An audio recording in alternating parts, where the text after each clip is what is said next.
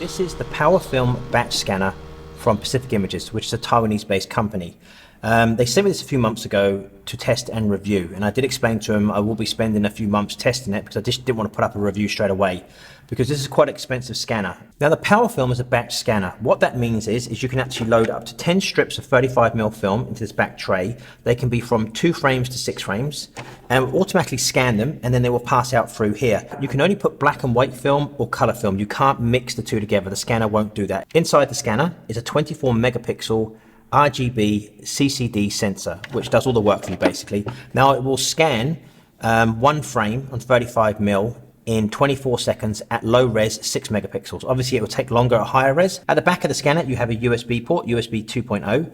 You have a socket for your power supply and you have a switch. Now this is a very easy scanner to use. All you have to do is download the software and make sure it's up to date for your computer. Now I've only tested this on Apple computers. I don't own any Windows computers, but I'm guessing it'll work fine with that as well. But on my Macs it's worked perfect, and the software is really easy, and it's actually quite a good software to be useful. What you can actually get out of this machine has impressed me quite a bit. Like I said, I've been testing it over the last 2 months. I wanted to put it through its paces and just keep testing it and see if there's any problems. Now one thing I will recommend if you do buy this scanner is use a couple of old strips of film that are not important to you and just run them through the scanner a few times, because when it first takes the film in, it leaves rub marks on there. I think because it's new and everything's nice and tight in there, but after 3 strips have gone through, the rub marks have disappeared. I didn't get them anymore, and that was the only issue I really had with it. So make sure if you do buy the scanner, just run a couple of old film negatives through there just to make sure everything's working fine, everything else. Now the software you control the scanner with, you can actually do fast or quality mode. I recommend you do the quality mode in scanning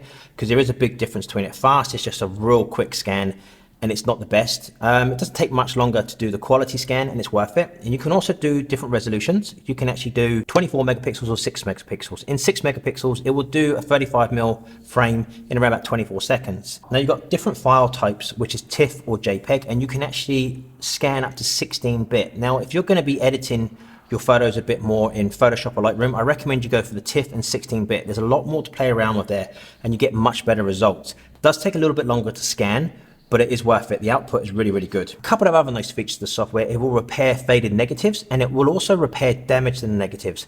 Now, I had an opportunity to test this a few weeks ago. I dropped one of my negatives on the floor, and it was a concrete floor, and it got pretty badly scratched up, as you can see.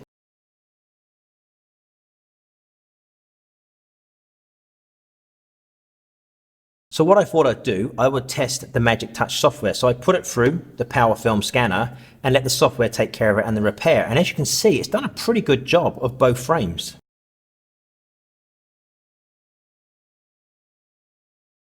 They're not perfect, but to be honest, they've done a good enough job for me. Yes, I could do a better job if I spent a few hours in Photoshop. Put it through this scanner and let the scanner do all the work. I'm more than happy with that, to be truthful. It's done a really good job. Now let's talk about who this scanner's for. After using this for a couple of months, it is a very easy scanner to use. If you really don't want to do much work to your negatives, you just want to scan them and archive them that way, you can't go wrong with this scanner. It's a really, really good scanner. I don't think it's for somebody that shoots 1 or 2 rolls of 35mm film a month.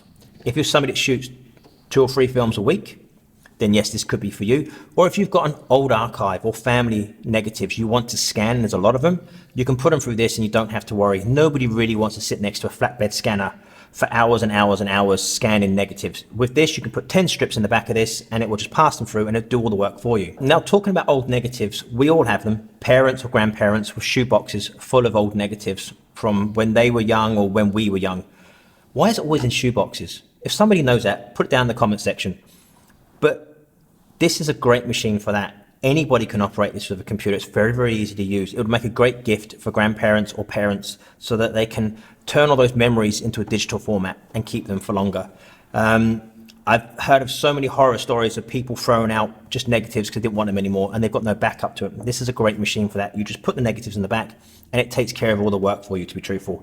It's a really good machine for that, and it's been very reliable. Like I said at the beginning of the video, I've only had one problem with this over the last couple of months. It's been so reliable, and that was just rub marks on the negatives when you put them in, and they just came out with these little rub marks on the edges. But after 3 strips have gone through, it disappeared. So I presume that's down to tightening. Now, another thing I would recommend is you clean the heads, which is actually in the software. It's a very quick and easy process. Clean the heads every time you go to use it, because there is no cover for this bit at the back here. It's all open, so dust is going to get in there. So I would recommend giving those heads a clean. If you're going to store it away, then maybe store it with a cover over it just to protect the dust getting inside. There's a few things going to complain about with the scanner. Not deal breakers, but I think they could be there for improvements in the next model. Now, it needs a tray at the front here because your negatives come out and they just lay down on the top and there's crap on here and everything. If they can make a tray that sits here and the actual negatives lie in the tray, that would be great. It would stop your negatives getting damaged. Another part I don't like is this power adapter. It's very cheap. I don't like these type of cables. They're really flimsy, they break too easy, and it's not very long. By the time you put this on the desk and you plug this into the wall socket, you're really restricted for moving it around. So maybe a better power supply unit, especially when a machine's costing this much, you can get away with something a little bit better than this. Like I said, it does the job. I've not had any problems with it, but I am a bit worried after a bit of time this is gonna start to crack and break and fall apart. One other thing is if Pacific Image could make a dust cover for this, because this here is all open. It's just a big open gap at the back and dust does get in there. I left it for a couple of weeks, didn't use it, opened up, and I was quite shocked at how much dust got inside of it. So if they can make a nice dust cover for this, that would be really nice. Even if it's an optional extra that you have to pay for, I don't mind paying for it if the machine is clean and I don't have to worry about dust getting inside. Down below in the description will be a link to the scanner on the Amazon page, and there'll also be a link to Pacific Image website, so there's more information on the scanner, and there'll also be a link to a Dropbox folder. In that Dropbox folder will be the 2 repaired and unrepaired frames that I did, and a couple others, so you can check them out and see what the quality is like for yourself and see if the scanner's right for you. To be honest, it's a great scanner. This probably will replace my Nikon Coolscan. Maybe not. I like my Coolscan, I like the noise it makes, and they're getting harder and harder to find a good condition. But for 35mm negative, especially if you're doing batch scanning, you can't go wrong with this. The PowerFilm is a really good scanner. There's a few things I'd like them to change, but to be honest, I've not had any problems with it. It's been very, very reliable. So if you have any questions about the Pacific Image PowerFilm batch scanner, leave me a comment down below and I'll do my best to answer them. But as always, thank you so much for watching.